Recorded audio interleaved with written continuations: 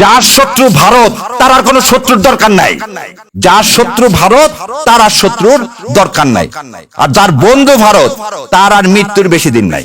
তাই আমি জানি না আমার বিএনপির ভাইরা এই আনন্দবাজার পত্রিকার তারা বিবৃতি দিয়ে জানাবেন। যদি বিবৃতি দিয়ে না জানান, আপনাদের মাধ্যমে জাতির কাছে বলে যাচ্ছি, বিএনপির তার মৃত্যু সন্নিকট। যদি ওই তথ্য সত্য হয়, আপনি ভারতের কাছে দস্তখত দিয়ে যদি দেশে আসেন, তাহলে আপনার মৃত্যুর সন্নিকটে। আপনার বাবার রক্তের সাথে তাহলে আপনি বেইমানি করতেছেন, আপনার মায়ের রক্তের সাথে আপনি বেইমানি করতেছেন। আপনার বাবা তালপট্টি দ্বীপ দেয়নি বলে শেখ হাসিনাকে এখানে ঢুকানোর 17 দিনের মাথায় আপনার বাবাকে হত্যা করা হয়েছে। আপনার বাবা পানি চুক্তির আন্ডারে ফারাক্কাকে বলছিল উড়িয়ে দিবে। আপনার মা এই পানির দাবিতে ইউএন পর্যন্ত গেছিল, সেজন্য আপনার মাকে কিন্তু ক্ষমতা থেকে কিভাবে চলে গেছে। আর আমার ধারণা আপনার মাজার ব্যথা এখনো যায়নি।